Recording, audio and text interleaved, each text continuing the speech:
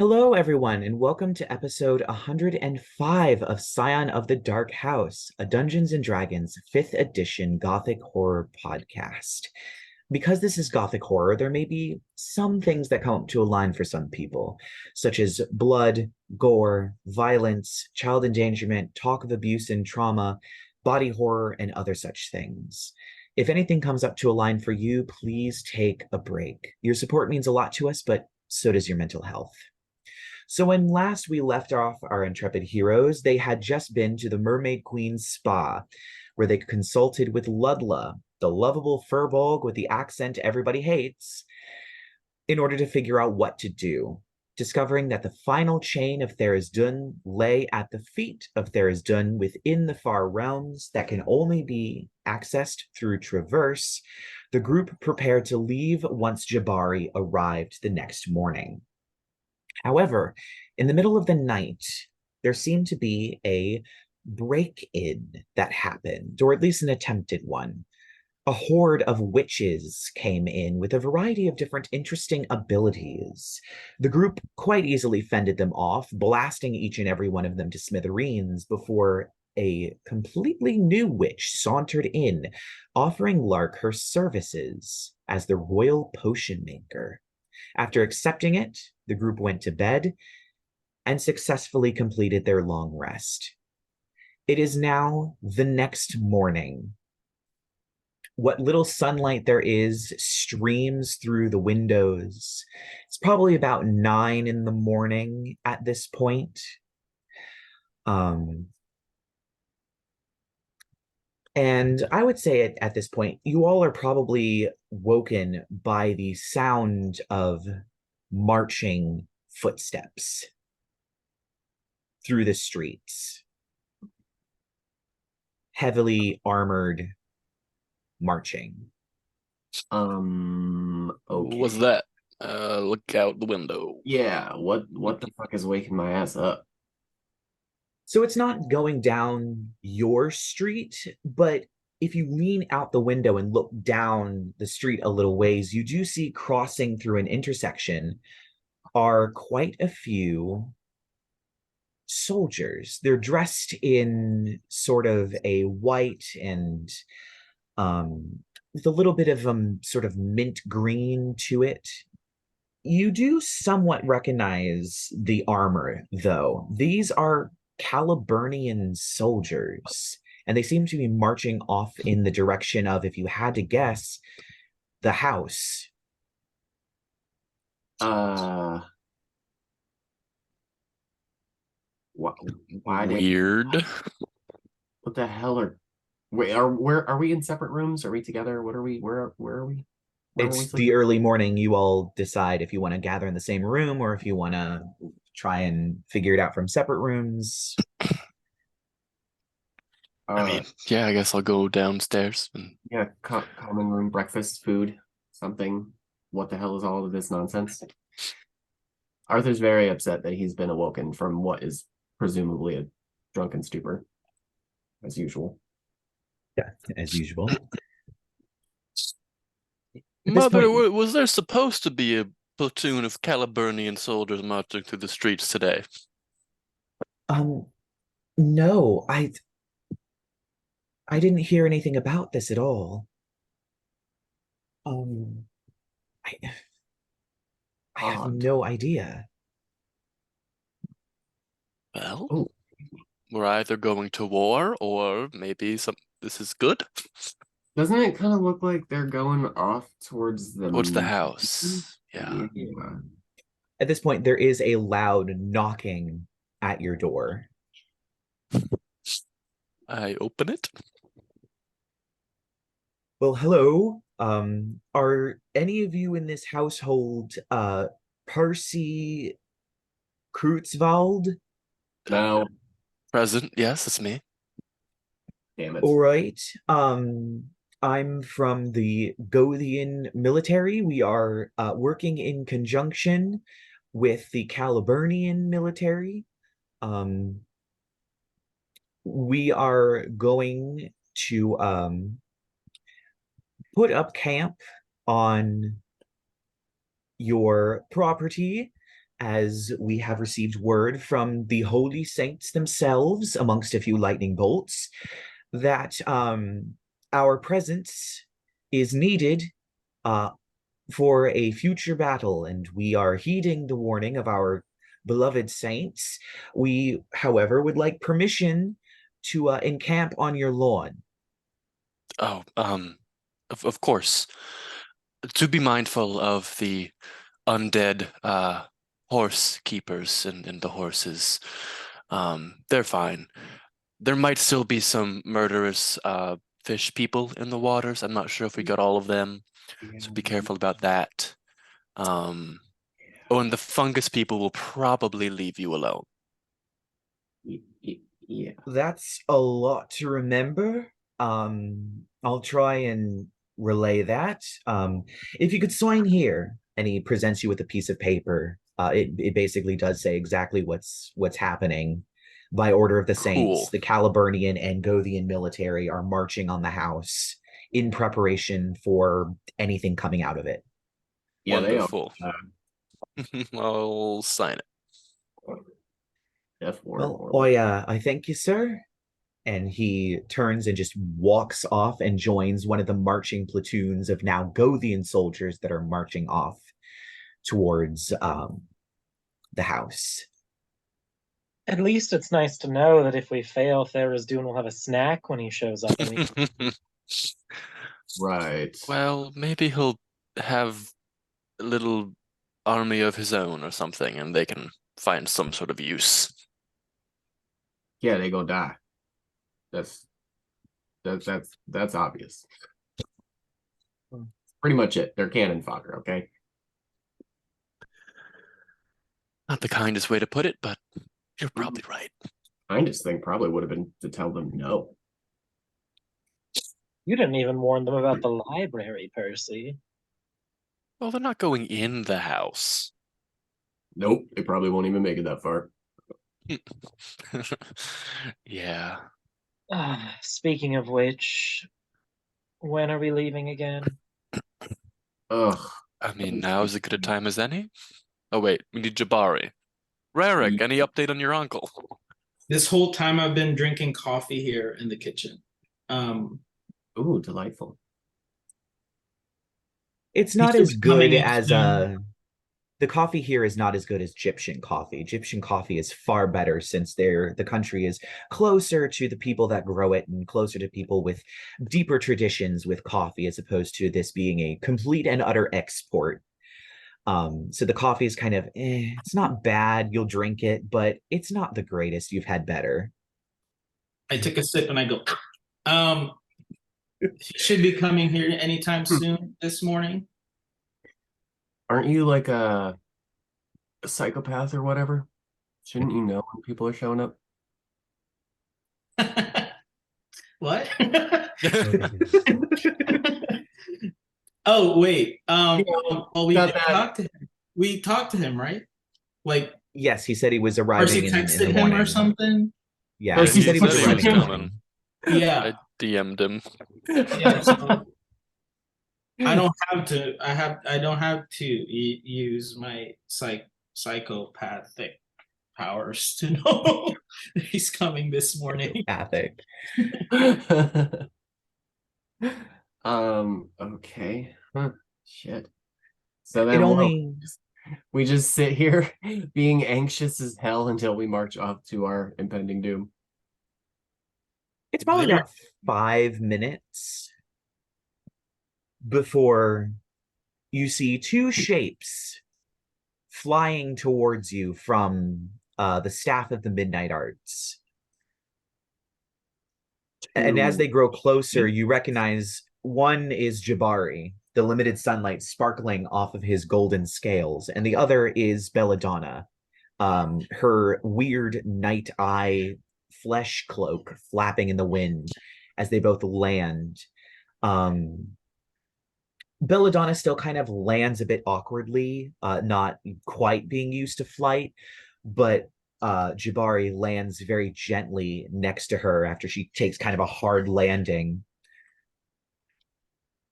Well, I have arrived. Certainly know how to make an entrance. Well, yes, you kind of have to when you are part of the royal Welcome. court. Yeah, Vizier or whatever. And of course, Jibari comes up and hugs you. How are you doing? Muy bien. ¿Cómo estás? So apparently he's speaking Egyptian He now. says in Egyptian. Egyptian's just Spanish. It's not even Fine. Arabic. It's Ay, mi Spanish. tío. Bienvenido. See.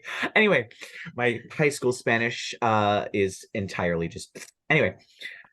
So, well, I'm assuming we are heading off pretty soon.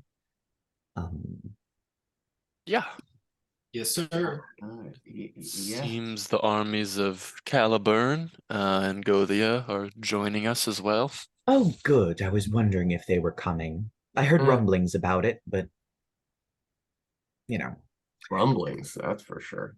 It's good to know Yes. that we're serving the elder gods an hors d'oeuvre.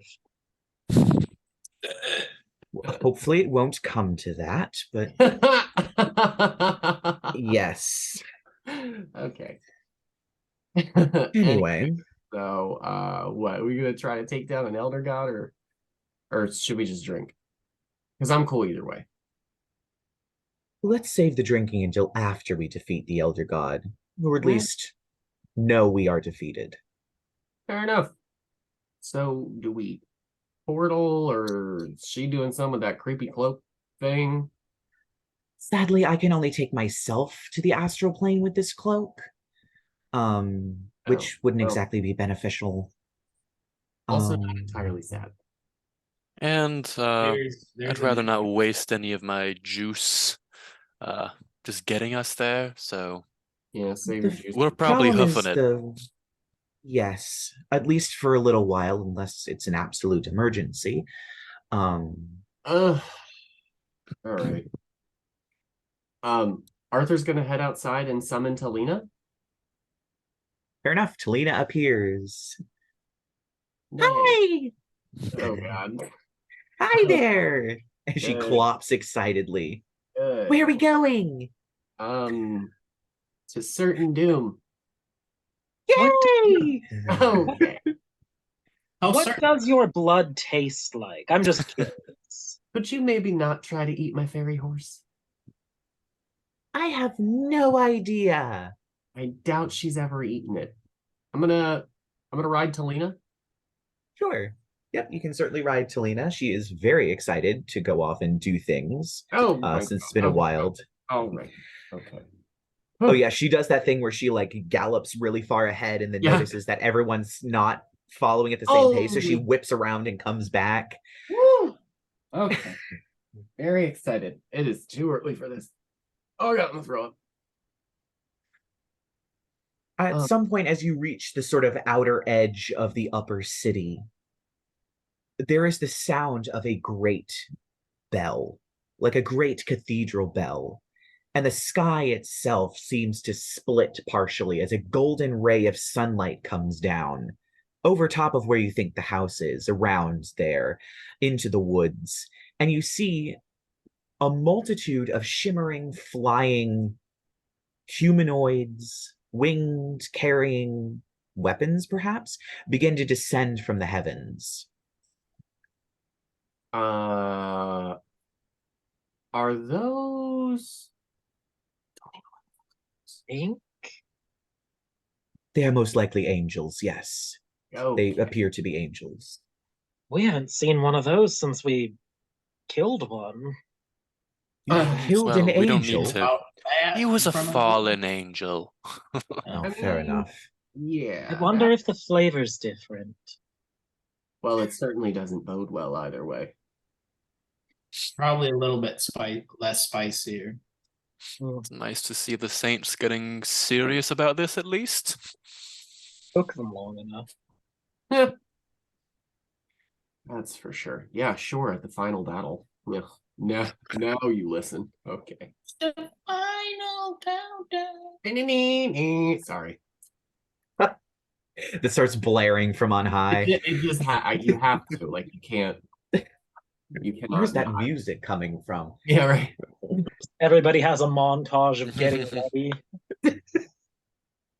Oh yeah, that's definitely it. The passing through the city, like final farewell to the citizens, like as you head off to battle, like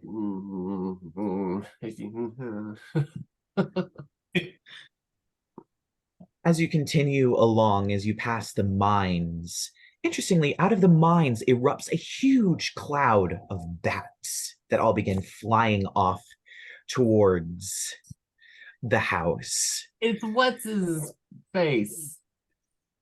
Amazots? Yes. Yeah. Or at least one of the vampire people. There were multiple ones that you had met at the Waltz of Shadows. It could be any one of them. That you see a vast amount of bats. You also notice as you begin to leave the city that there are actually undead creatures, zombies and skeletons and other things like that, all marching towards the house as well. I suppose they'll have to wait. Perhaps, but it seems like they're at least forming. Perhaps there's someone leading them, maybe to assist us, perhaps. Seems like everyone is getting involved. Still disgusting either way, although I am sort of glad we went to that waltz now. A good You're welcome. networking opportunity, it seems. You never actually thanked me for that either. Because it was a favor for you. Right. I mean, it wasn't a favor for me. I was the one who was invited. Oh yeah. And I believe something along the lines of your queen saying to bring your friends, so we could have said no. Also, there were I feel like I remember lots of life saving, like back and forth. So maybe this is all good.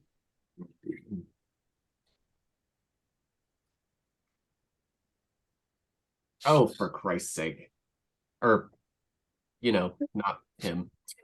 Are we like slowly going there? I mean, I'm assuming you all are at least somewhat hurrying. Yeah. I ain't galloping nowhere. Everybody's just taking the dash action. I mean, No. he's waited like centuries or whatever to do his thing, so I feel like he can hang out a minute till we get there.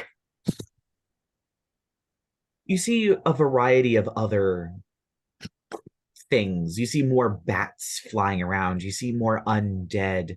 You actually start seeing pixies and sprites, winged creatures like sylphs and other creatures like Alseed, all flitting through the forest, brightening it up with much needed color, as well as swarms of butterflies.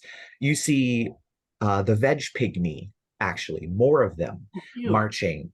The huge myconoid warriors that you had seen, as well as the tiny, more feminine myconoid women looking, or at least appearing mushrooms with wands all marching.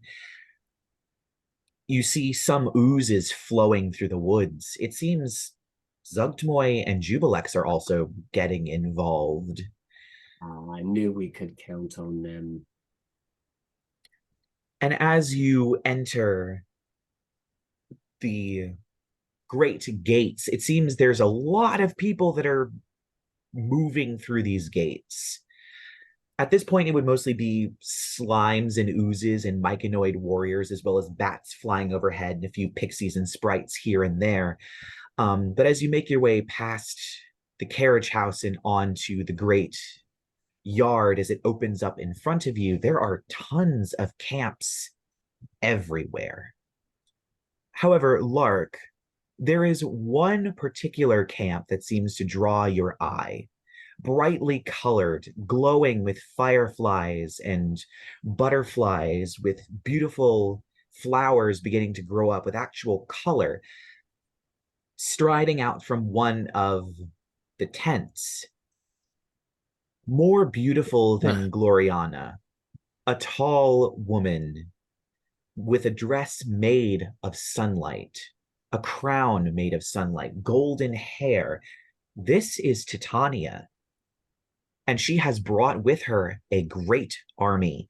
You see tents, you see herringons and hobgoblins, owlin, you see pixies and sprites and other winged soldiers, you see elves, probably a couple thousand of these, all camped on the lawn, beginning to sharpen weapons, prepare spells.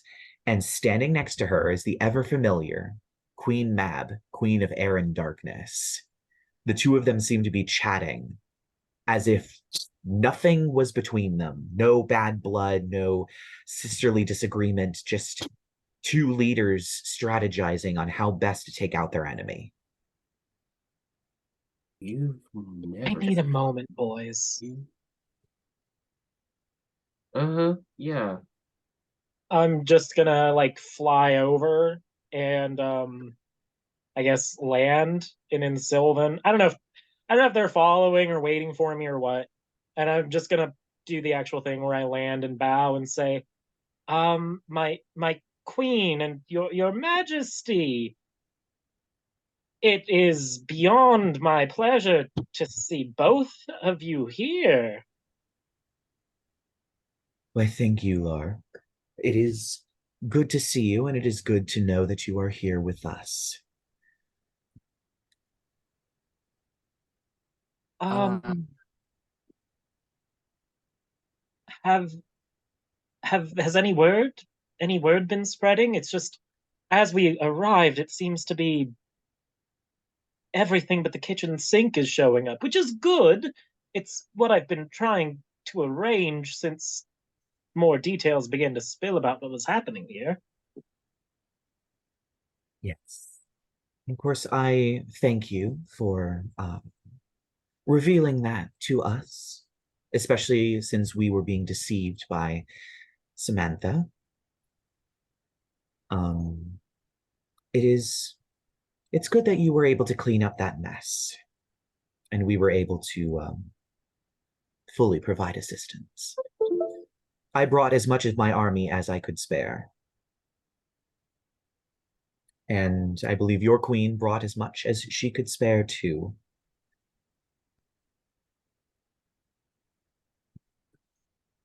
We have put aside our differences for now. Fabulous to see those two working together at least. But we are missing someone. Okay. And you see a familiar partridge land on a branch. Hey, sorry I arrived late. Have you brought anyone? Yeah, of course I brought someone. Of course I brought my army. And out of the trees marches Pears with tiny little arms and tiny little legs in perfect Yay. lines. Hey, what did you expect? I'm the lord of a pear tree. He knows what he's about. Whatever gets the Hey. job done, Lord Botticelli. Adorable. It does remind you a lot of the sort of applings, onionoids, pumpkinheads, those kind of tiny itty bitty little creatures that seem to be a fruit or vegetable of some kind. Except these ones definitely don't have faces or bodies. They're just arms, and they're just like Mr. Potato Head, but with a pear. Marching in a perfect line off towards somewhere. I like lean over to Lark, like, how amazing would it be if one of those ended up being like the last hit on Tharizdun or something? That would be hilarious. No, it has to be the skipping stone. The magical stone of skipping. Oh yeah, I forgot you all still have that from episode 3. That's it. That's the last thing. We all go down, and a pairling with like 3 HP comes in to save the day. With a skipping stone. Here, take At least we have our food reserves. You're horrible. You cannot eat the pear people, okay? I understand. But Want to? I Maybe later. thank you I for thought so. Is your coming, Lord vegetarianism like ethical or tasteful? Because these are living things. So They're- like, is that ethical for you to eat them? Because Well, they're they're sentient. They're certainly not vegetables. I'm vegetarian. I'm not crazy. Why should Psycho- sentience be where you draw the line at what you do and don't eat? That's all. Oh, and we're gonna move on now. What do Oh, we? they don't have a. Do they have a face? No, they don't. These I ones think don't have faces. They don't have a. They don't have faces. They don't have faces. Oh. It seems like they're rules, they literally need a just face. animated pairs. They're not applings or onionoids where they Oh. have like lives and inner thoughts and the ability to do magic or anything. They're literally just pairs with arms and legs. Oh, Pairs well, with go ahead. pairs. Then I don't give a hell. Do we have? Don't we have a plane to traverse, or We do. how are we supposed to get there again? We have to go into the basement again, don't we? All Oh, these people through the base. Okay. and all the way All across right, that. the staircase is pretty tight, guys. So we're gonna need to go single Single file. Yeah, we'll probably. I do have, if I can, I didn't quite memorize it. If I can find it, I do have one of the teleportation circles in Traverse that we could use, but I'm not sure. I'm not quite sure about how the spell works. I kind of just do magic. This is Belladonna talking. I do have the teleportation circle.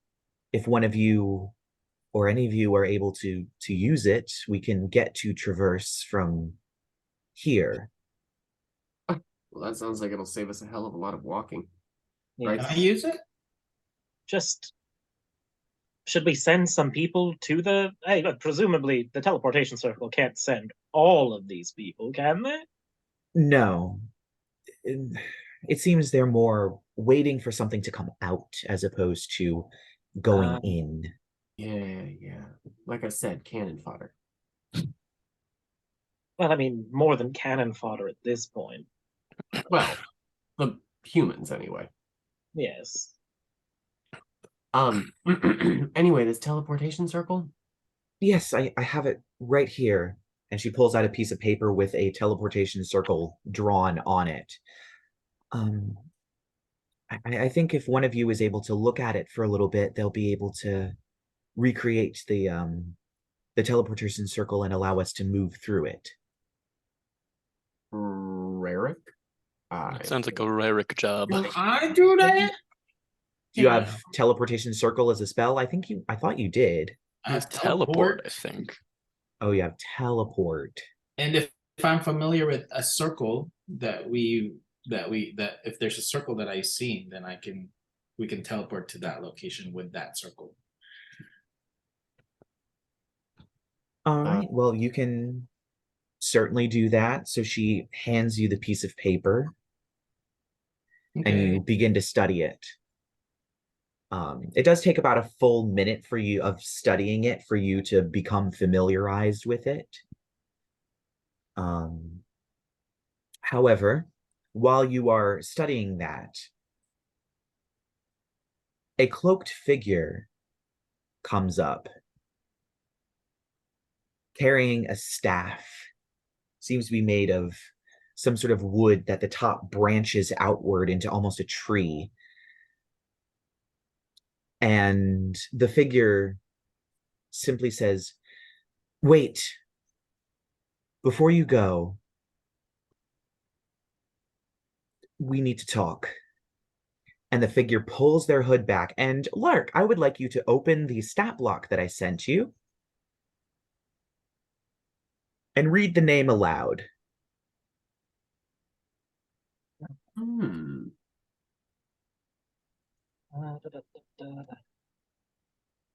Oh, it's Samantha! Samantha, I thought you were dead. I hoped she was dead. As What red the- hair spills out from the hood, the familiar green eyes of Samantha What the stare fuck? back at you. She seems to, at least in this form, be probably about 21, 22. Look, I made a few deals.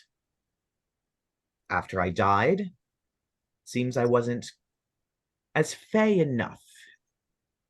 I still had a mortal soul, in a sense, somehow, and I ended up descending into the nine hells. I made a few deals to help correct my mistake. In exchange, I won't be going to any of the lower planes once I finally pass. Win or lose, A for you. I'll be going somewhere else. And the best amends that I could make would be to fight on the front line against this thing directly.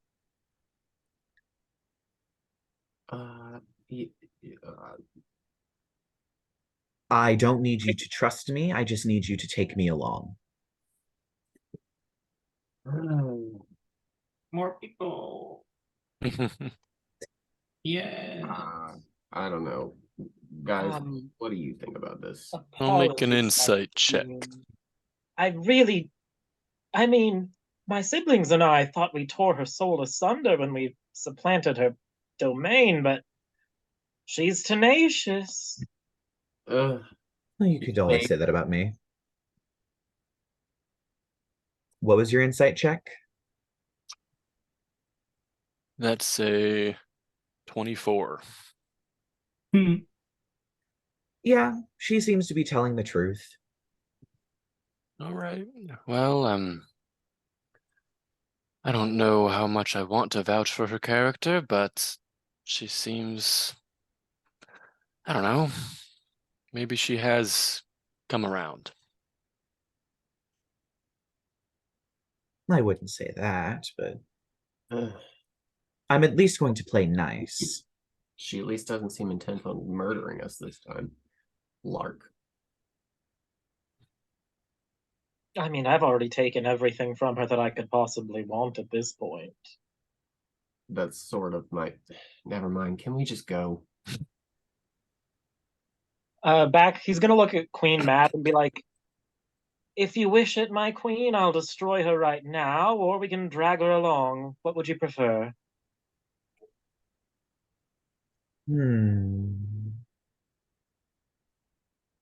Really, she should be destroyed, but if she is offering her services, she is bound by a contract, presumably made by a devil,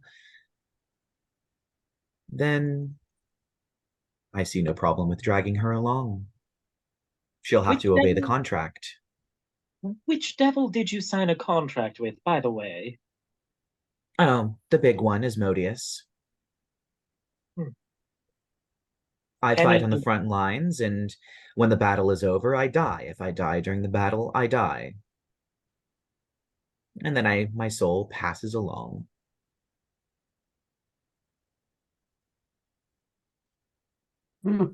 Fair enough. I mean, I had a few contacts laying around that I decided to give him in exchange.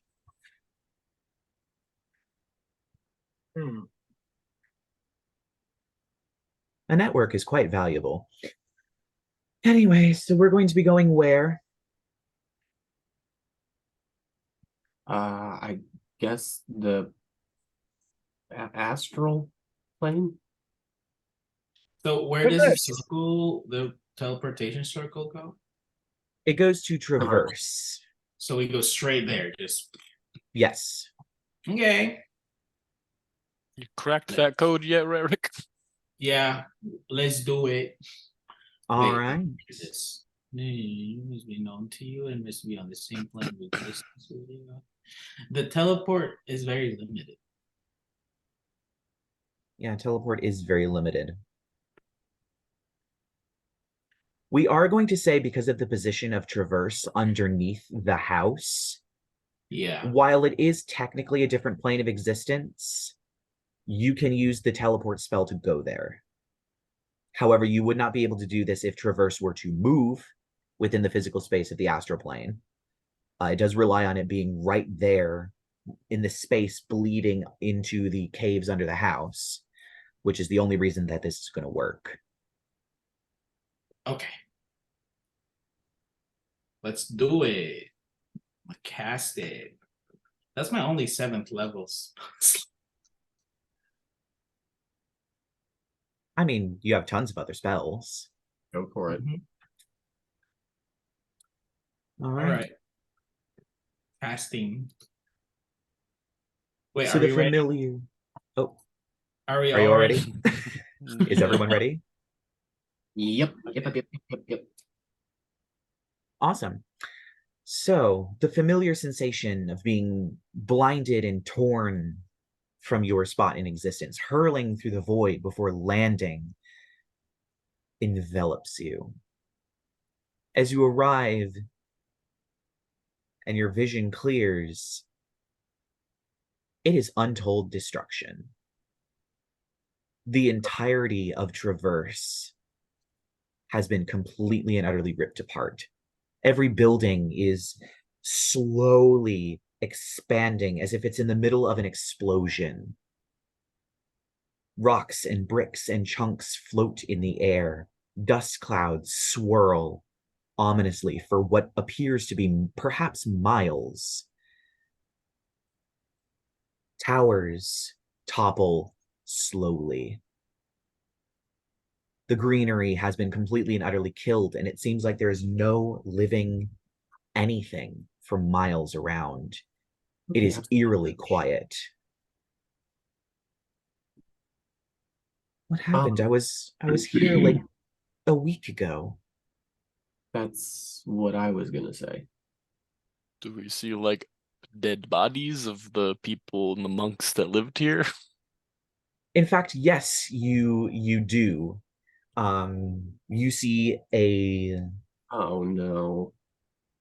you see a body of a mind flayer that had been crushed by bricks, reaching towards another one that a metal pole had been impaled through into the stone. no. Both of them are reaching towards each other, but both are now just corpses. Ew. You're not thinking of doing what I think you're thinking of doing, are you? I'm always thinking of that. I would like to cast Speak with Dead. All right. Oh, So, yes. I will say it is probably easier to cast Speak with Dead on the one that is impaled. Just because you can see its mouth. I need to check something about languages. What that mouth do?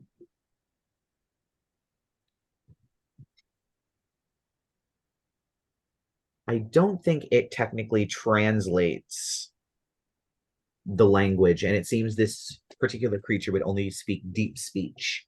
So Arthur speaks deep speech, doesn't he? Or am I thinking of something else? Unfortunately, I do. You do. Yes. All right, Arthur, you're up. so as the corpse kind of shifts, the tentacles begin to writhe as it kind of draws a shaky breath. All right.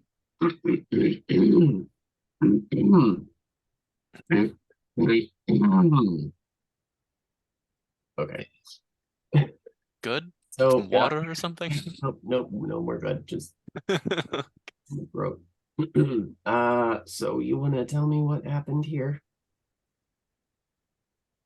Yogg-Sothoth opened the gate.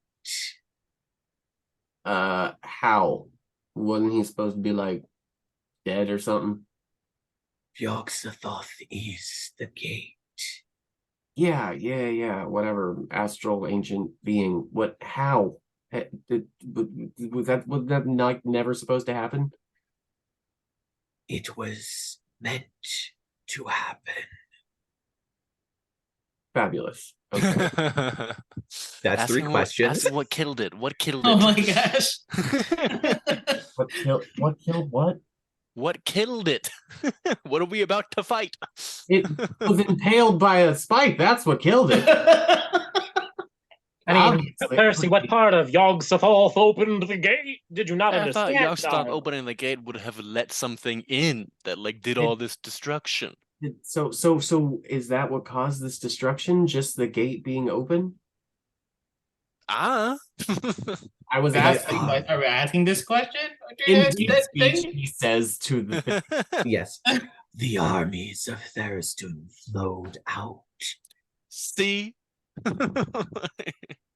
wreaked untold destruction. Where are they now? Okay. They have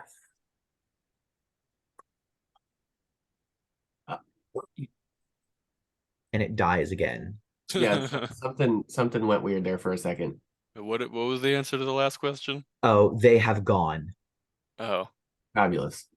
Oh, yeah, we only get 3 questions. That's right. Oh, was was it only 3 5. questions? I thought it was I think 5. we get 5, Oh, yeah. it's 5. So that What was did the I- 5th question. Oh, yeah, I ask a bunch, I'm sure. Fabulous, cool. So, that prophecy about like the ancient, abyssal gate or whatever opening up, yeah, that happened. And I guess Tharizdun's armies were released and murdered everybody, and now they're gone, is what he said. Yep. How fresh Just- are the bodies?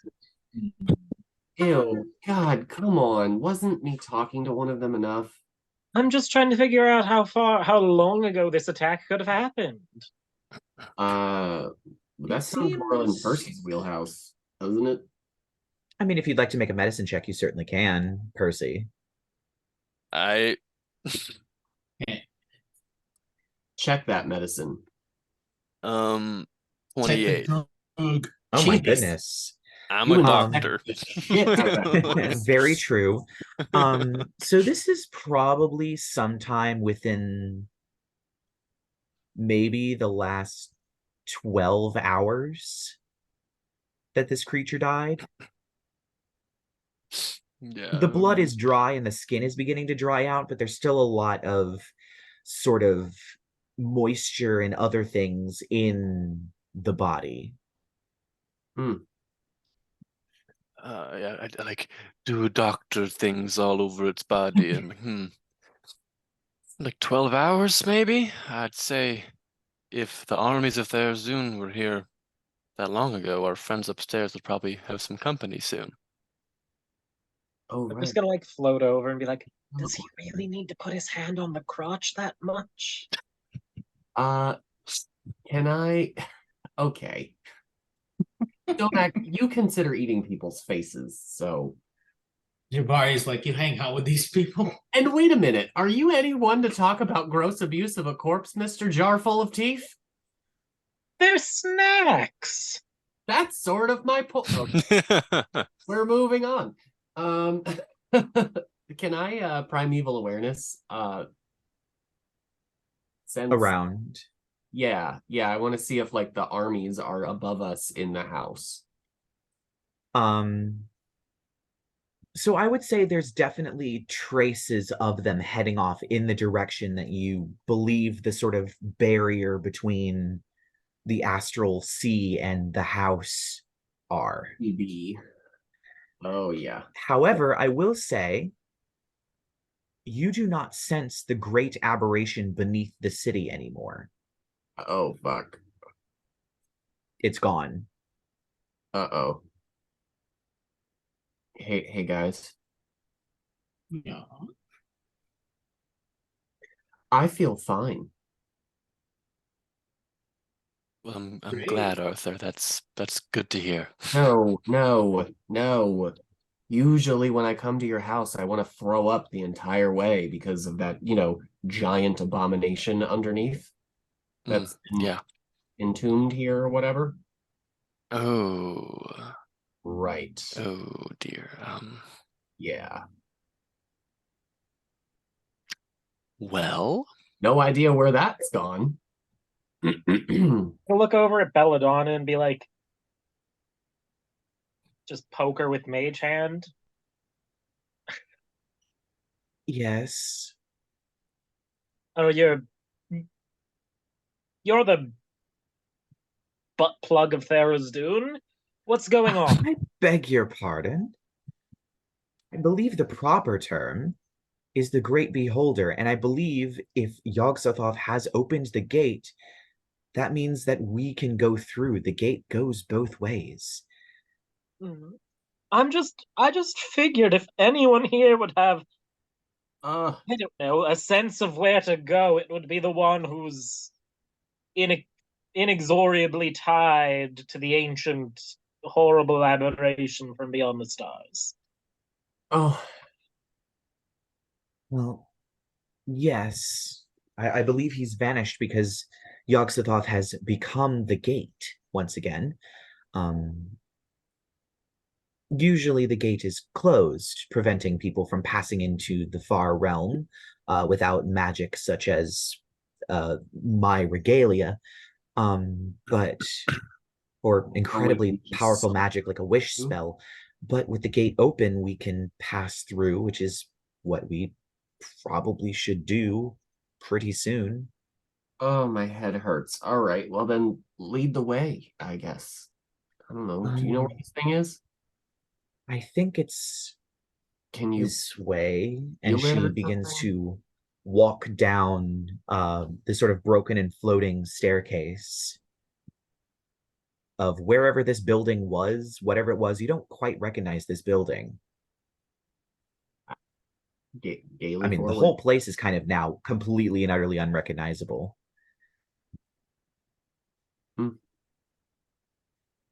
God, they really did a number on this place. As you all reach the center sort of thoroughfare that heads through the center of this place, there is the loud sound of grinding and clanking gears as a beam of light forms and widens. Rerek, you would have seen this in one of your visions when you first held the mirror from the carousel back in the Teacup Princess's domain. You've seen the door open.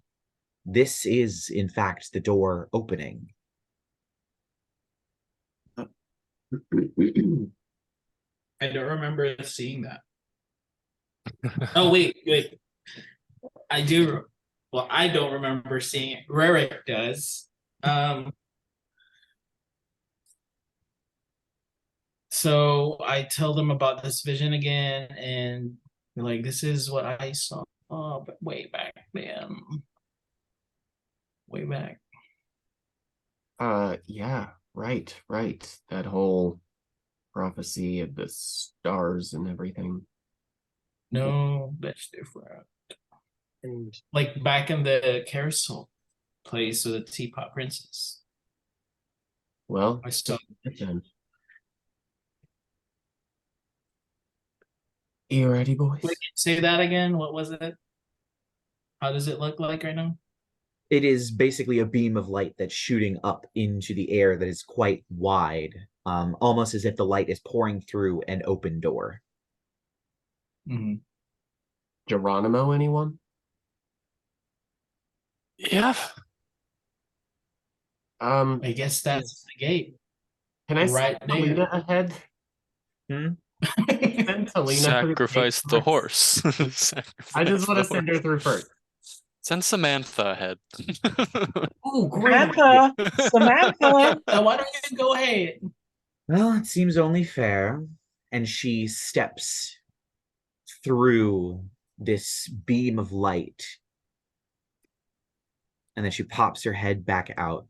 It's perfectly safe. It's weird in there, but it's perfectly safe, at least as far as I'm aware. Debatable. Wonderful. She's not dead, so Next to the horse. Talina and Jazz and I will go through the gate. The scientific process is all about repetition. Very true. So as you pass through the gate, you find yourself on a wide rock.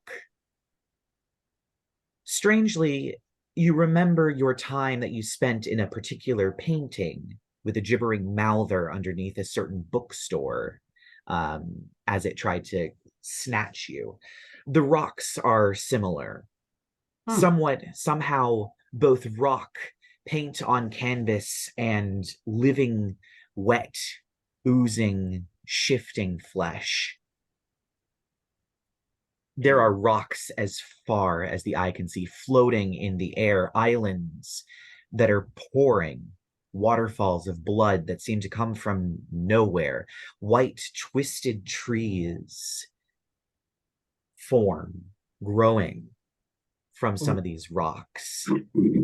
The sky above filled with stars and nebula, and off in the distance, barely visible, barely perceptible, the light hitting the edge of it like a crescent moon, is the ever familiar surface of Tharizdun.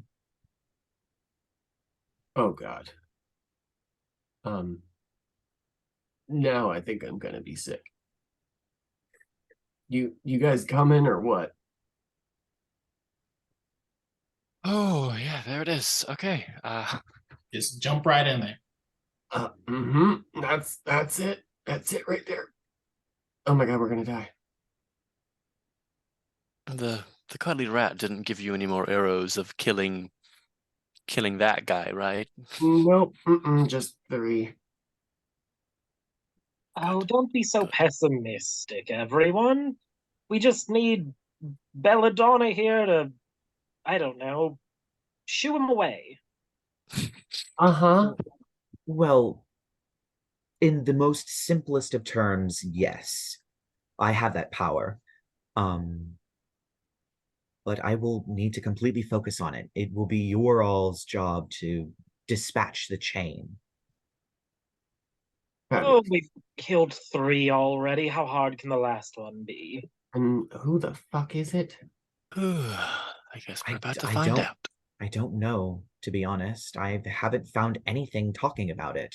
That's I'm going to probably just hazard a guess based on everything that's happened. It's probably one of your relatives, Percy. Brace yourself for that, if that is the case. lovely. Wouldn't be surprised. It would be. Well then, I suppose one more time, primeval awareness. You actually, the moment you flick it on, just vomit. This entire place is just aberration on aberration on aberration on aberration. This whole realm is made of aberrations. It is just immediate projectile vomiting. That's disgusting. I would like Samantha to cast a spell. Ooh. I would like Samantha to conjure animals. Sounds fun. What animals is she conjuring? I don't want to completely bog down combat, so let's do 2 beasts of challenge rating 1 or lower. Do I need to pick, or do you pick as the DM? No, you can pick. That's why that thing is there. Okay. So you can pick whatever animals. Challenge rating 1. Okay, come on. Monsters by challenge rating. Challenge rating 1. Oh fuck. Okay. Just okay, sure, why not? Oh, some of these are cooler, but I don't think they're beasts. It's just listing monsters by challenge rating. Just a pair of giant vultures. Cool. Yep, she raises her staff and conjures 2 vultures that flap in the air next to her. I guess we could do some more scientific testing if we need to. Could you maybe send those fuckers up to see if you can find this chain or something? Because I can't sense anything. They do have a 60-foot fly speed. Yeah. So they dash off as she sends them forward. So are we moving ahead or are we waiting? Well, don't we need to locate the chain first, rather than perhaps aimlessly wandering? Well, perhaps, but Tharizdun is going to attempt to thwart us getting to him no matter what. It's not going to be a straightforward path, even if it is walking straight forward. Well, fabulous. Then you choose the direction, Mrs. Smarty Pants. Right? Well, best I can sense, it's obviously if it's at the foot of Tharizdun, and she points to I that sort believe. of crescent moon highlight in the sky, probably that direction, at least. Flippy cloppy clippy cloppy. Yeah. As you begin to move your way through this strange landscape, you begin to see other sort of aberrant creatures.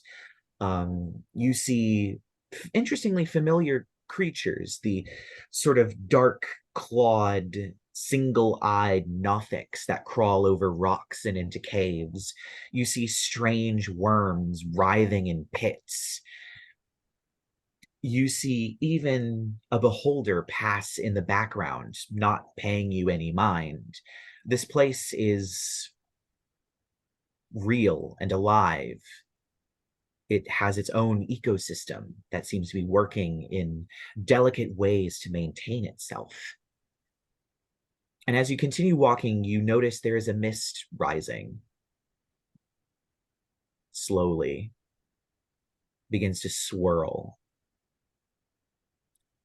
I'm gonna, as we move forward, I'm gonna do two things on Lark's end real quick. Uh-huh. I'm gonna twin Death Ward on me and Percy. As per Uh, usual. yeah, because I don't want to die, and I don't want the person most likely to bring someone back from the dead to die. Yeah. So that's gonna be 4 of my sorcery points. And let me see what I got here. Uh, yeah, we're just gonna do the Death Ward, and I'm down 4 sorcery points. Down from 1 million. Yeah. Pass without trace and telekinetic blades. Cool. Oh, what is telekinetic blade? Oh, you mean telepathic The blades. telepathic, yeah. Yeah, sorry, yeah, telepathic blades. Cool. Telekinetic. Who are you hitting? The main boys and hang on. I forget how many it is. Oh, I gotta reset these. Telepathic thingies. Oh my god, I have so many abilities. The joys of multiclassing.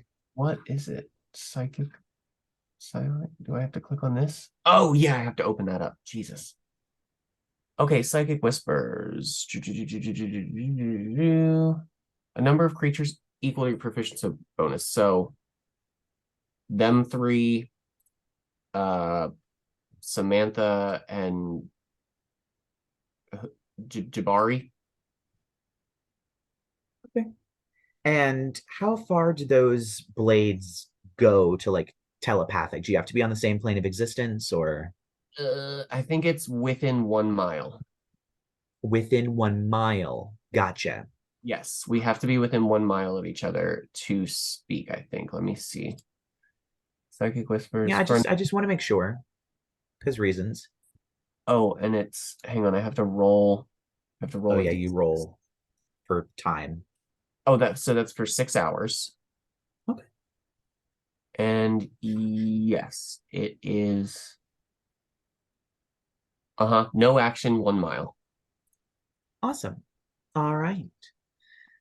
So as you Oh, continue, and plus 10 to all your stealths.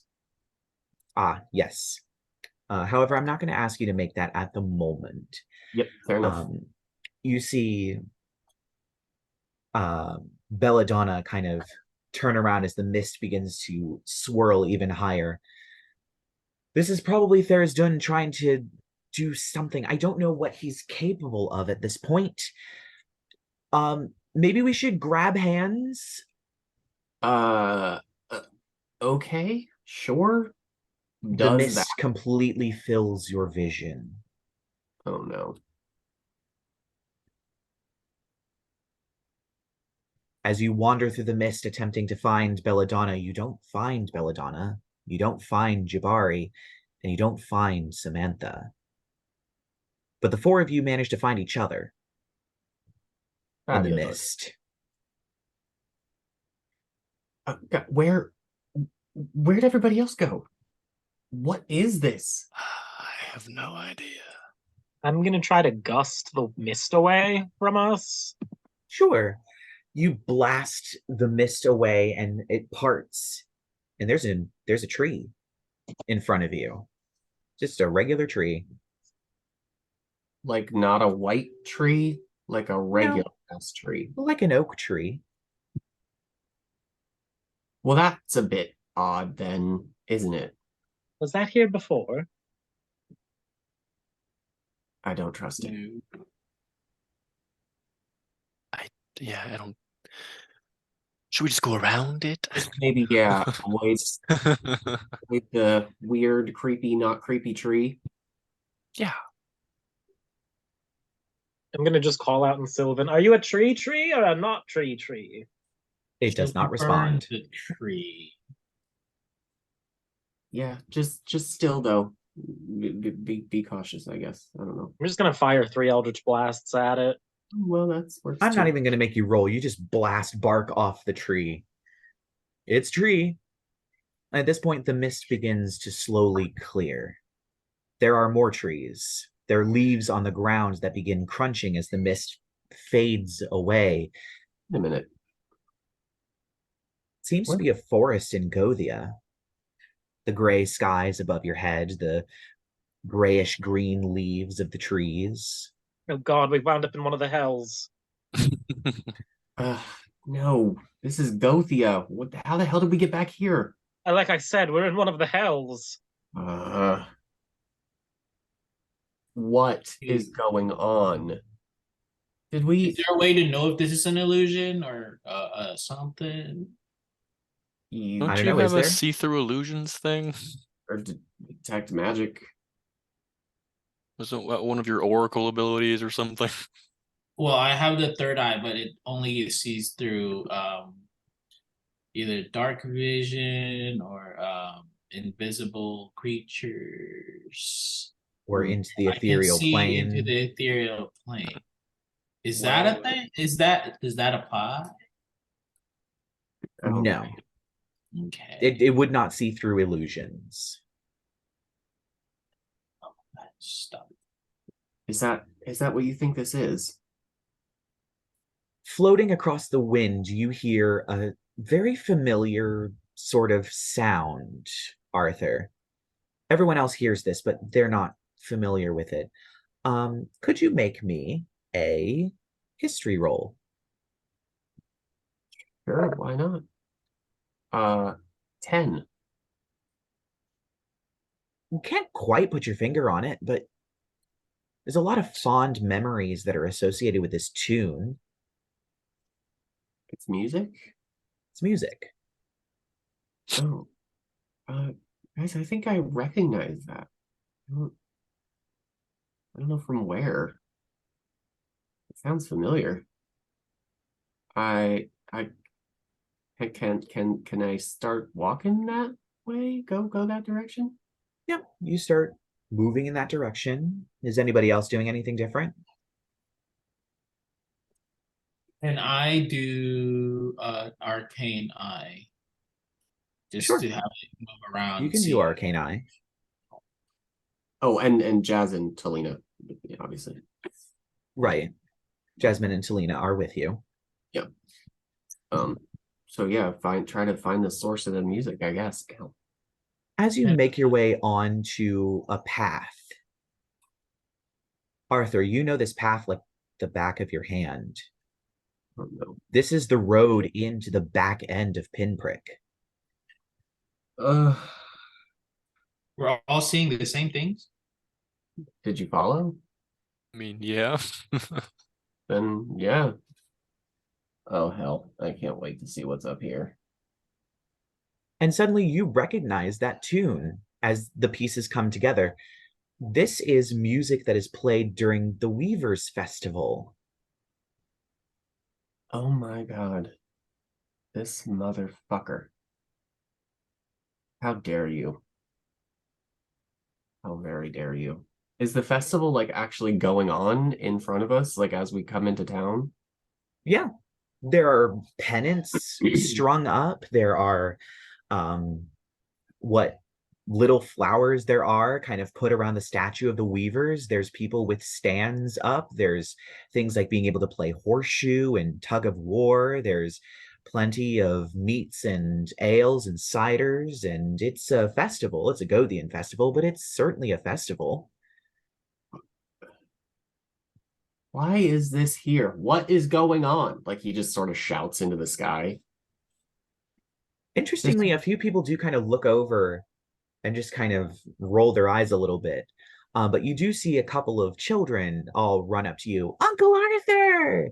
And they run up to you, and of course they hug you, and of course they all start petting Jasmine. Jasmine's just as confused as you are, because it's like, what's happening?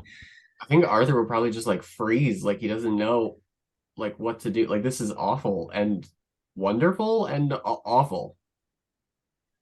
Of course, once the children are done petting Jasmine, they just kind of, it's nice to see you, Uncle Arthur, and they will all run off. Nice to see you too. Um, what the fuck is going on here? Can somebody help me figure this out? I don't. I mean, is this your home, Arthur? Yes, this is it. This is our. If you would like to make a perception check, Percy, you may. I'm good at that. Add guidance to myself. That is a 17. Yeah. This is Pinprick. You recognize the statue in the center of town. You kind of thinking back to when you went to it in its destroyed state, you can actually point to where you put up the cathedral. You can point to the corners of buildings and go, that's where that's the corner that I saw burnt and destroyed. It's backwards because you came in the back, but all the buildings are there and completely whole. This is what Pinprick looked like before it vanished off the map.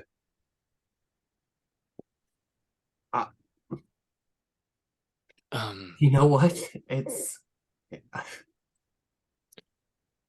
This can't be real, Arthur. Samantha said that Tharizdun was going to do everything it could to stop us from getting there. I know, but look how That's happy. Arthur, that was Samantha. Whatever. Belladonna said. Can I have my arcane eye move around? Or am I still seeing the same shit that everyone's saying? Yeah, you are seeing the same thing. You can like get up close. There are definitely games of horseshoe, tug of war. Can I have the eye like go through the people?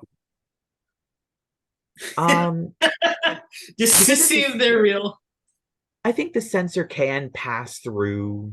The sensor can pass through solid objects. I believe certain solid objects. 1-inch openings is what. 1-inch openings. Okay, so yeah, your arcane eye does bump into people. Of course, they wouldn't be able to tell because it's made of immaterial stuff, but you can't pass through them. You bump into them. They're real enough. Bro, they're solid. I think I'm gonna need me a mug of that cider. I'll just uncast it because I feel like I'm just wasting it. I'm gonna go. Arthur's gonna go get some cider. He's like he needs a drink. Okay, well, we should stay together. Yep. Mm-hmm. All great ideas.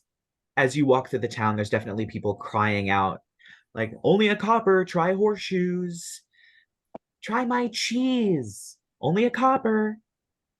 As you pass through, and you do get to the cider booth. And it is served by a sort of, you would recognize him, Arthur. He's the proprietor of the suturing needle. It's Dale Hearthwood. He's a regular old human with a sort of handlebar mustache, a little bit portly, definitely a little on the taller side, black hair that he probably dyes at this point. And oh, Arthur, I see you're back. Would you like some ale? 2, please. Coming right up. And he pours the 2 steins of ale and puts them. All right, that'll be 2 copper. Uh-huh. Arthur is like in like a stupor, and like let's say he just like picks up the mugs and walks away without paying. Like he forgot. Hey, you all right? Uh-huh. Whatever. Continues walking. Guess it's on the house. Any of the rest of you like some ale or cider or beer, lager? I'm all good. He's just gonna pound him. Like, okay. It's real ale, real cider. Fabulous. You taste it, it goes down your throat. It's a liquid. There's that slight burn of alcohol. You feel a little woozy as it hits your stomach. It's alcohol. It's real. You know what? I'll just see if I can. Can I just use detect magic on everything? Just gonna touch everything. Well, it's more of just like a radar. Yeah, it is. As you just cast detect magic, it's a lot of illusion and transmutation magic. Oh, okay. Yeah, of course it's not real. I mean, it is. Well, Or something has been transmuted, and that something is what you're touching. nice. So maybe don't drink that. Yeah. He stands there with 2 empty steins of cider. Oh God, they're gone. Arthur. Well, now that that's done, how the fuck do we get out of here? Oh God, no. He built this cage for you, so you're the one who should know how to get us out of it. Oh God, no. At this Where- point, you watch as a mother kind of leading her child walks by you, and you hear the child just go, "Mommy, I don't really feel so good," and just vomits. Oh And it's God. jet black all over the ground. "Oh, sweetie, it's okay. We'll get you home and just get you into bed." And several other people all start vomiting. Oh God, no, no, no, no, no, no, no, not again, not again, not again. And slowly, the whole town begins reacting. Everyone is vomiting. Oh my And God, then it it's a all vomit chain. stops. They all stand up. They all turn. And you recognize these faces. You've seen them before when you had to burn the village to the ground. They all begin to slowly lurch towards you all. And I'm going to need everybody to roll initiative. Oh, how many are there? Oh, tons. A lot. The whole town's worth. 29. 29 11. for Arthur. One moment.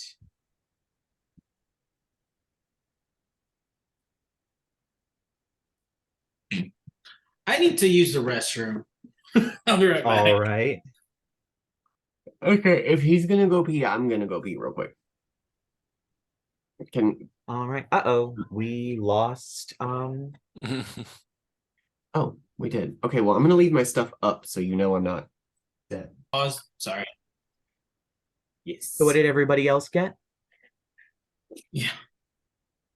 Sorry, did you get 13. I was 11. 13 for Percy. And for Lark and Rerek? 8. 8 for Lark. 11. 11 for Rerek. All right. So, of course, first up will be you, Arthur.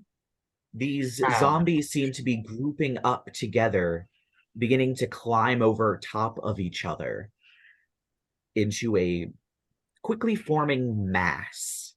What would you like to do? Oh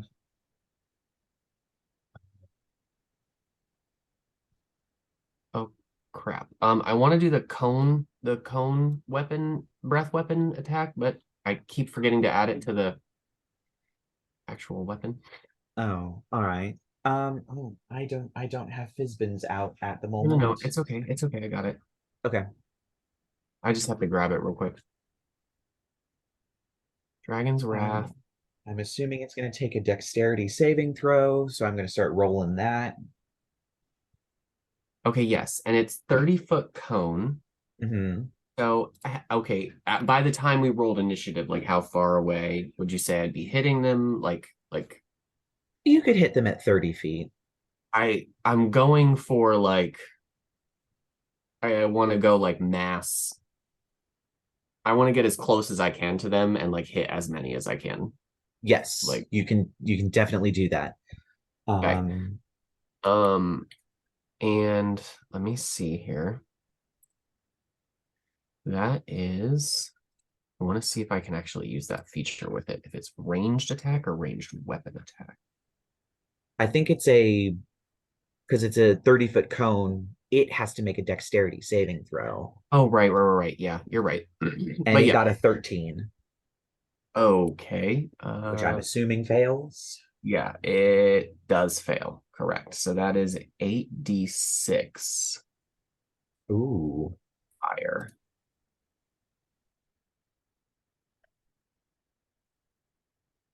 Uh, 22. Ooh. And then let's let's bonus action. We're gonna cast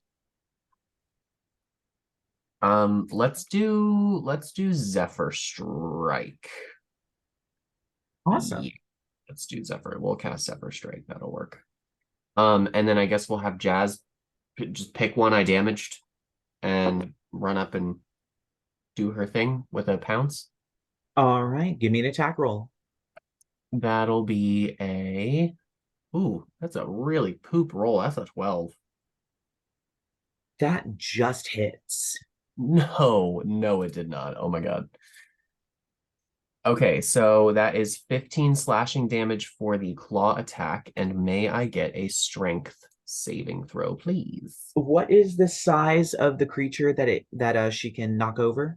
Large or smaller? She cannot knock this over.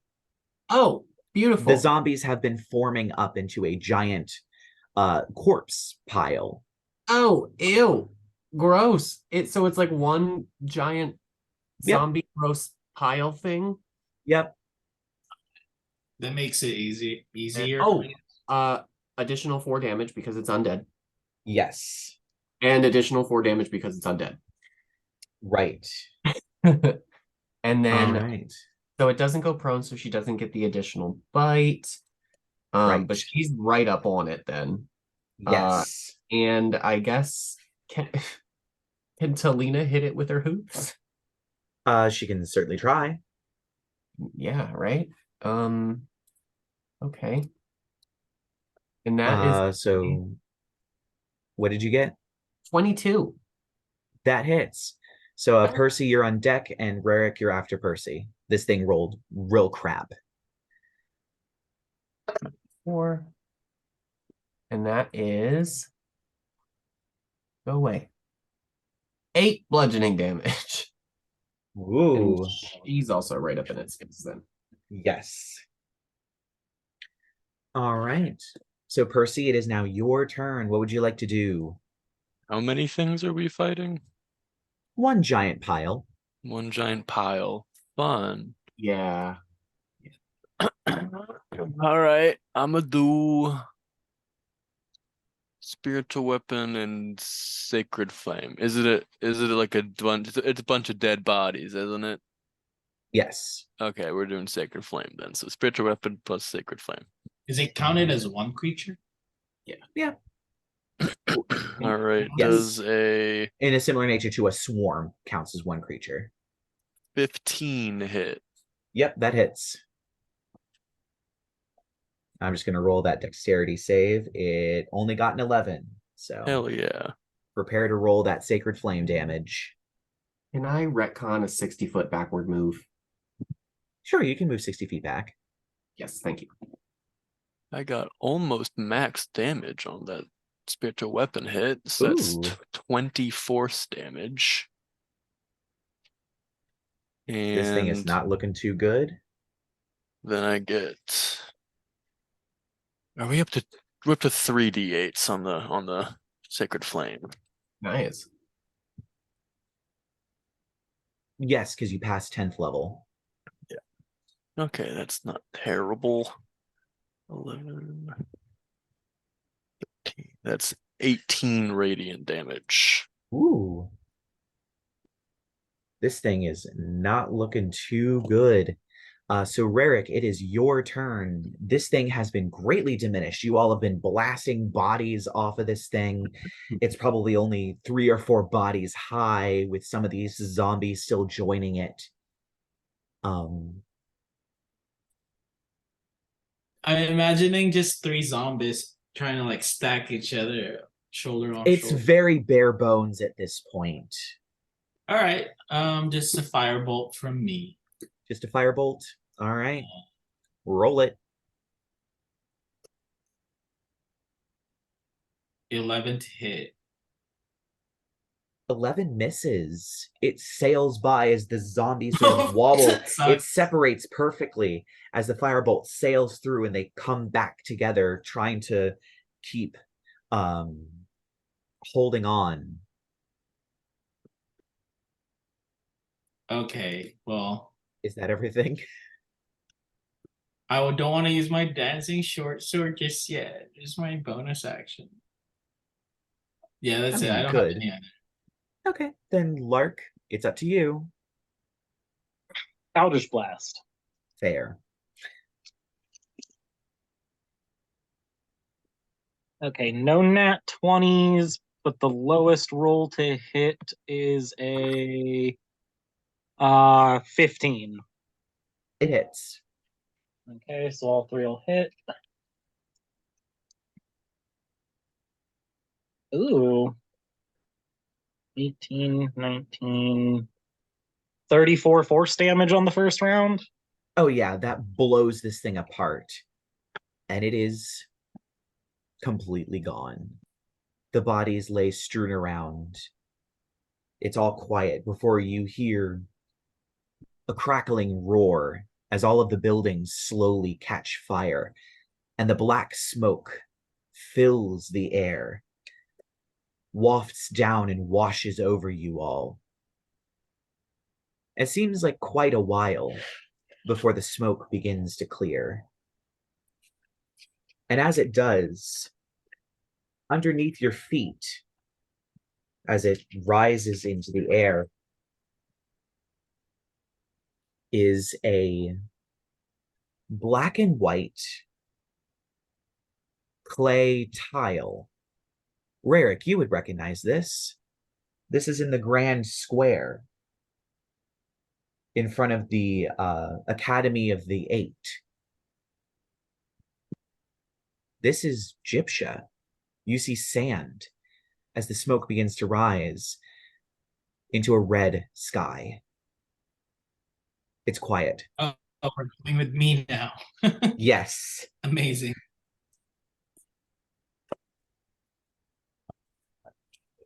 You guys want a tour of my school? Oh, you're muted, Percy. I said, sure, Rerek, if that's where you think we need to go. Do you really think they all piled together like that at the end, Arthur?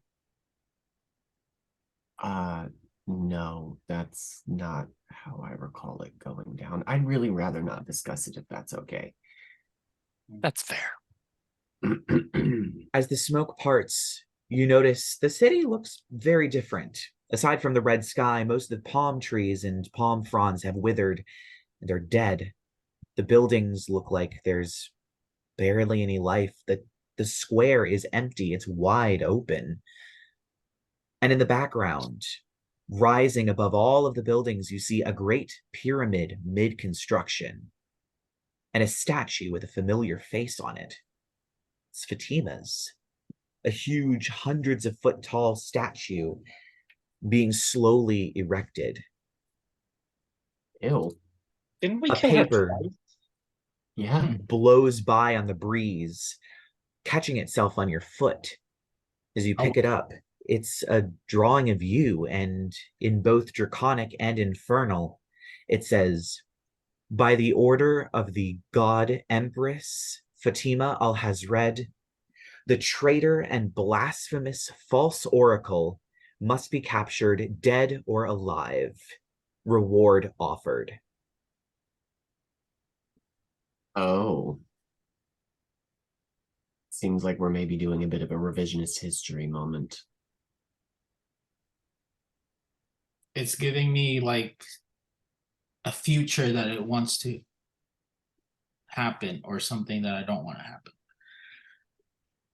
But we all know this isn't real. Right. Where do we So go? where do we go? Should I blast the statue? It's The your statue is quite a long ways away. This thing is probably like 300 feet tall. It is across quite a ways. You just see it rising above the buildings. It seems Fatima is building a pyramid to herself. Okay.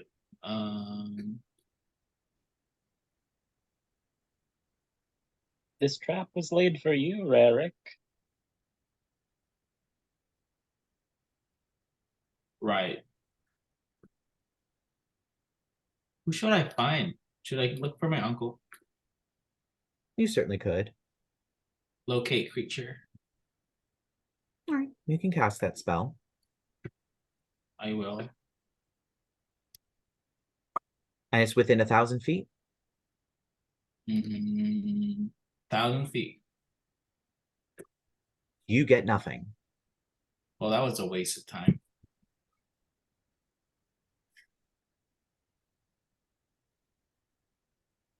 Let's walk around the academy. So as you begin to walk towards the academy and the palace are kind of next to each other. You see before you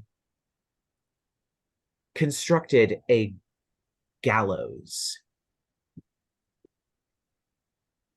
Quite many of them, in fact. And as you approach, you see there are bodies hanging from these. Each of them seems to hold a familiar face. to Rerek. The Emperor, the Empress of Gyptia. Oh god.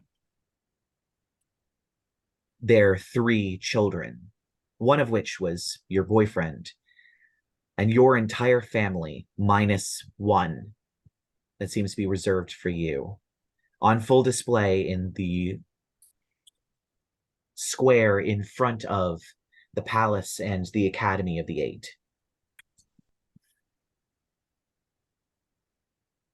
Just swinging quietly in the breeze. Rerek gets really, really angry. And he just sets these things on fire. You certainly can.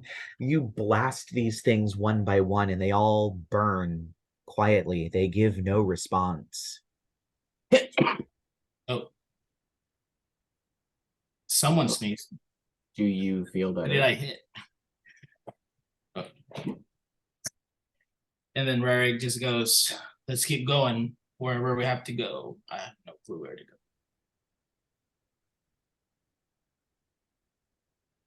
Well, just go to the lead the academy and way. walk past the gallows.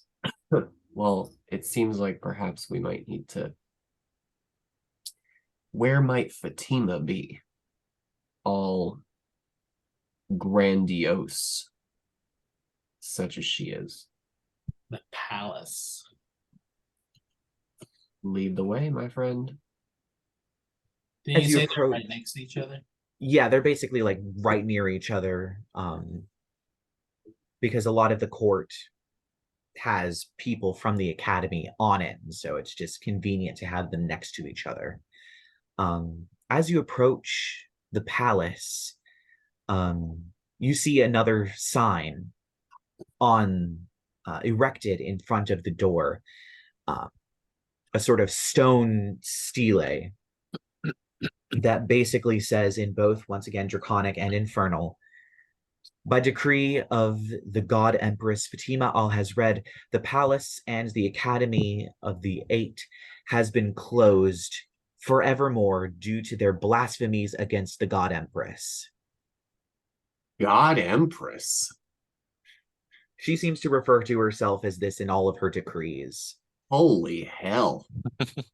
Where the fuck will she be besides this place? It's a room, perhaps. Let's just break into this place. There is the giant pyramid. We could try that. We could try over there, maybe. Not throwing that in there, just Yeah, throwing it no. out there. Arthur definitely noticed the giant pyramid that was staring everybody in the face. Totally pointed that out. Sure. I am the smartest here after all. Let's go do the pyramid. Ooh, yay, booby traps and mummies and shit. Great. As you head along the surprisingly quiet streets, you see there is a person who dashes out onto the main street. They drop something. It Fire. looks like bread. They're in a panic. Oh. And then you hear a familiar sound. You heard it while you were in the courtroom after Fatima Al-Hazred's trial. Something that sounds almost like a hyena's laugh and a zebra's whoop before the person is whipped to the ground, slid across into the alleyway, and you hear wet splattering and screams. And you two hear two sets of feet on the tiles, but you see nothing. And I need everybody to roll initiative. Oh god, it's those invisible thingy things. Wow, these things are rolling terribly. Advantage. Okay, there we go. 25. Percy got 25. 21. 14. 17. 25, 14. That one got that. What did Rerek get? 17. 17 for Rerek. These things are not rolling real well. How many are there? So 2 pairs of feet? So 2 Yes, you heard 2 pairs of feet coming from 2 different directions, which is their sole giveaway at this point. So, of course, first up is Arthur with Percy on deck and Rerek afterwards. Except I can't see them. Right. Oh shit. This is So, I take it I'm firing with disadvantage if I just fire like the direction I heard Yes. the things. Okay. Yep, you are firing at disadvantage. Well, in that case, then we'll activate sharpshooter and steady aim.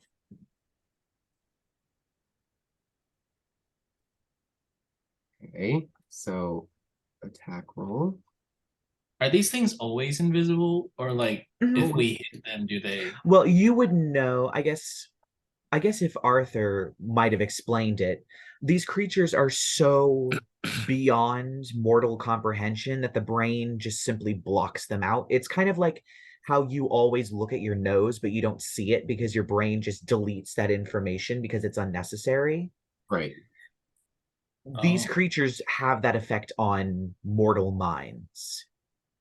So they're not invisible in the sense in the same sense as when you They're cast. invisible mechanically, but they're not invisible in the sense of they have an invisibility spell on them. They're Yeah. invisible in the sense of they've tricked your brain. Yeah. Mechanically, it's the same. So you'll all be attacking with disadvantage unless you can find a way to see them. Well, so I got a 30. Yep, that hits. Okay. So there's that guy. And then, oh, no, I'm sorry. I have to take a what? -5 to the attack roll? That's a 25. Yep, that still hits. Just making sure. 12, and then, okay, so there's that. There's my sneak attack. 18. There's my fire. Which is 27. And is this thing aberrant? Yes. Okay, so that's 31. And I don't think I have anything else. So 31. All right. We'll do it to that one. And I think Jazz is just gonna chill. Right. Yeah, I'm just gonna have Jazz and Talina camp. Because like they don't know what the hell they're going for. All right. I'm just a really good hunter. All right. So Percy, you're up next. What you doing? Cool. I can't see him, can I? No, not unless you So- find a way to see them. Most of my spells require me to be able to see things. Get that fairy So I fire. think I'm gonna just can I just go after? I feel like Lark's probably gonna cast Fairy Fire. So can I just You like can hold your delay my action. turn or do a prepared action or something? Yeah, you can hold your action until Lark casts Fairy Fire and then Sure. launch it. So We'll what do is it that. which you would like to do? Since you have to declare it before it happens. Right. We'll just do a Sacred Flame. Actually, no, we'll do a Toll the Dead. All right. And then it is Rerek. It's your turn with Lark on deck. These things roll real bad. Probably. Okay.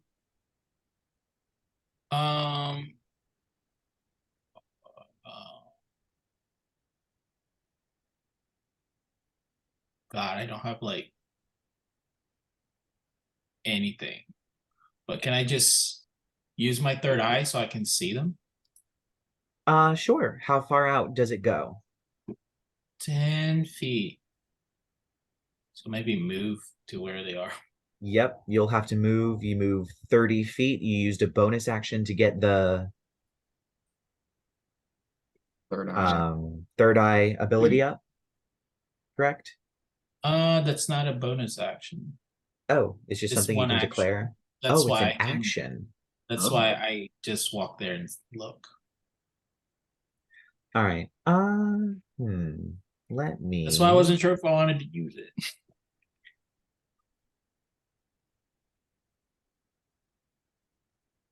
You walk forward about 25 feet before suddenly you see this thing in front of you. Your brain suddenly remembers seeing this thing and its horrible ugliness. And I'm going to need you to make an intelligence saving throw because you looked at it.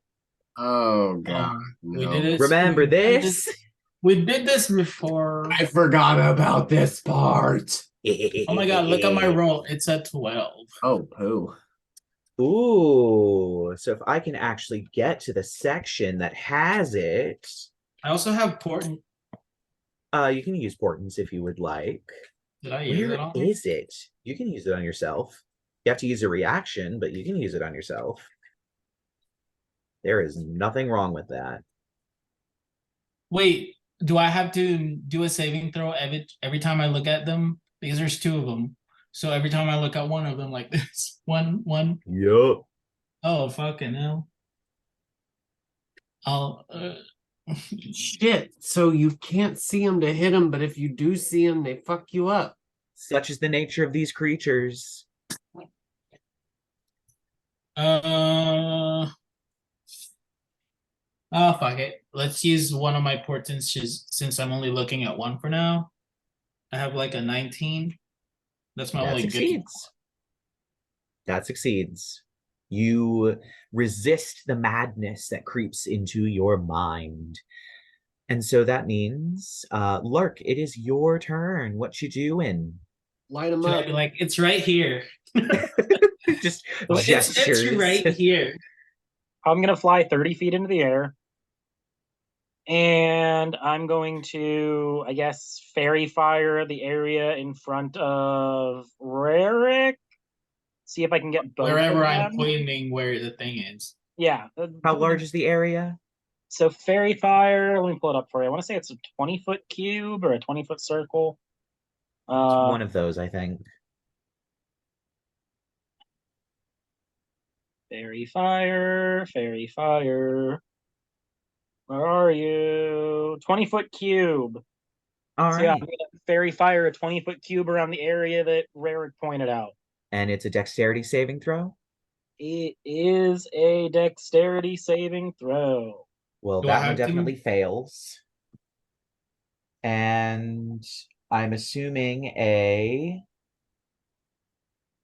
16 fails.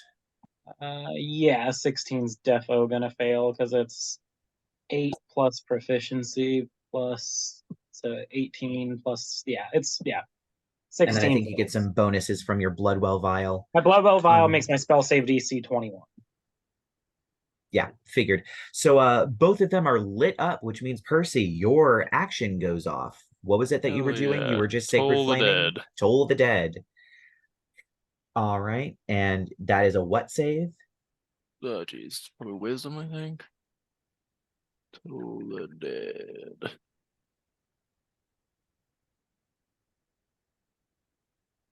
Yes, wisdom saving throw.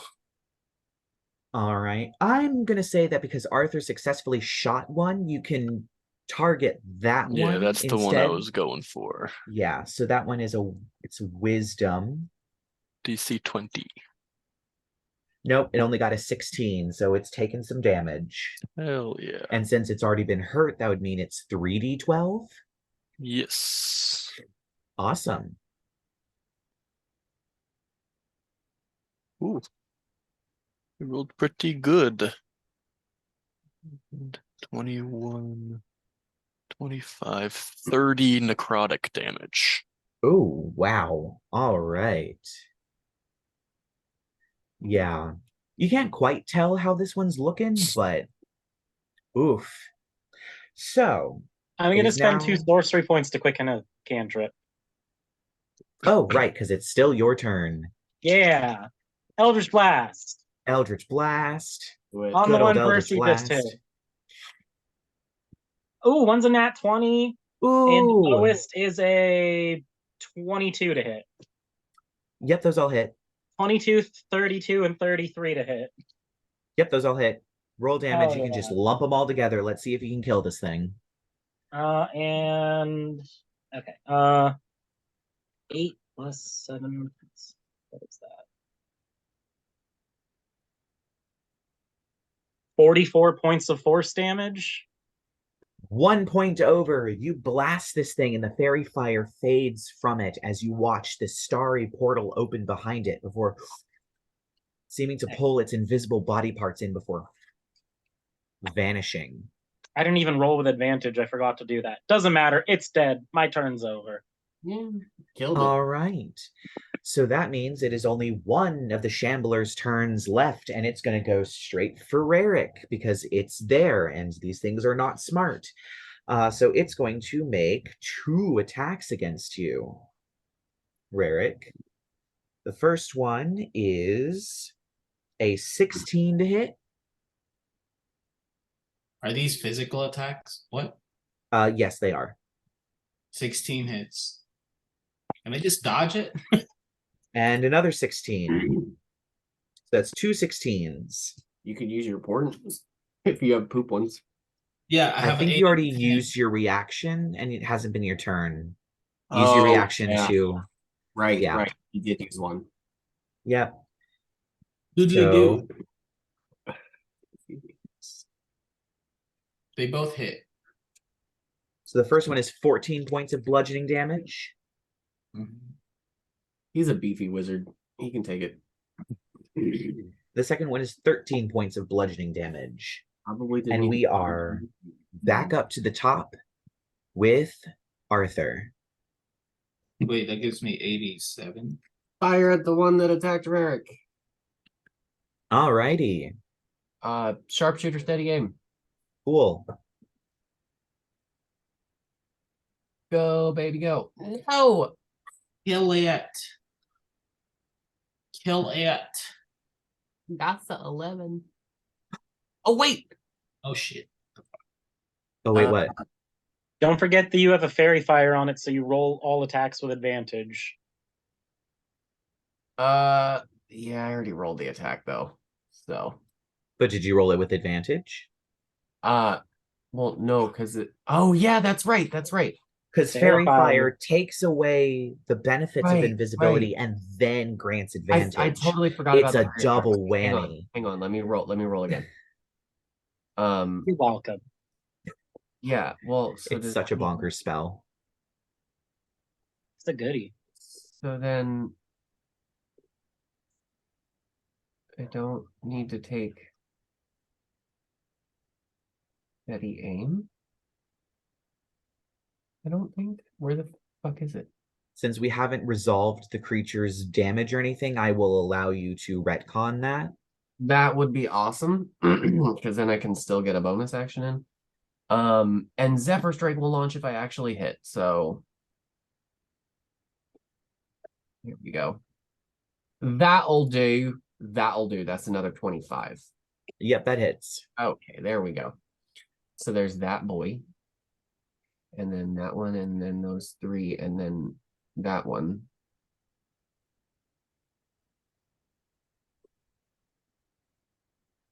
That will be... Wait, and it's also aberrant, so Mhm. 42 points. Good lord. Yeah. And then we will do.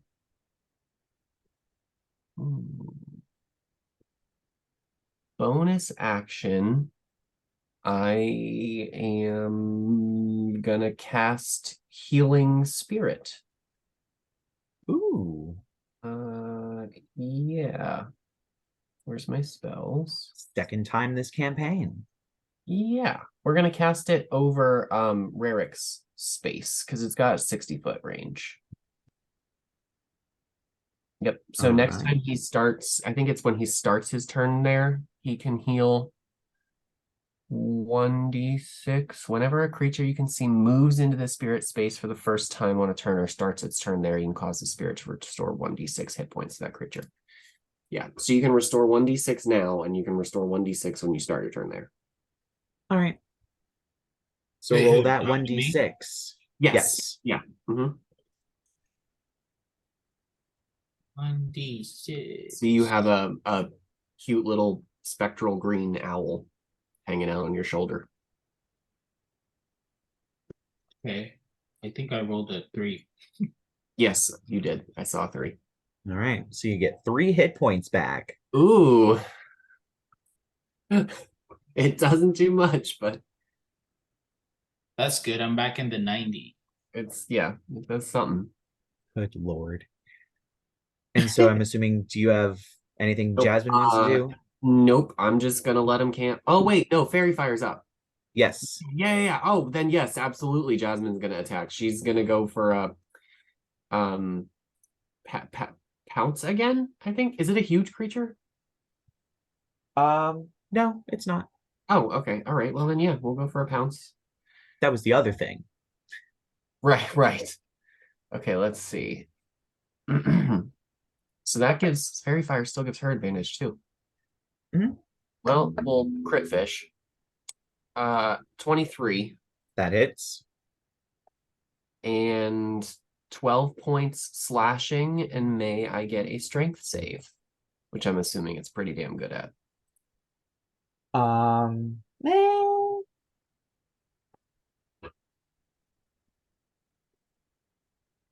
Only a 12. That fails, actually. So it is knocked prone, if it's not, whatever. And she can bite that mother, which is gonna be... Oh, sorry, 4 more, because it's aberrant. Right. And then an 18 to hit for the bite. That hits. And then 16 more piercing. Awesome. It's unclear how bad this thing is looking, but it is on the ground. It is prone at the moment. And so now it is Percy's turn. Cool. Pull the dead again. Take her home. Awesome. DC 20 wisdom save. It got a 20. God damn it. Well, you have a bonus action. Yeah. Just gonna leave it. Okay. Somebody else could take care of it. All right. Then it is Rerek's turn then. What do you want me to do? For the skipping stone. No, I'm kidding. It's only gonna do 1d4 bludgeoning damage. At best. Take her I just home. hit it. Blow I it just up. hit it with my staff. You're gonna hit it with your staff. Nah, I'll use my breath weapon on it because it's right there. All right, and since it's prone, it gets disadvantage on the dexterity save. Wait, isn't that going to hit Jasmine too? If you move, I will allow you to angle it in such a way that you will not hit Jasmine. I'm like, I'll do that. How about that? Watch out for my baby. All right, so it's rolling at disadvantage because it's prone.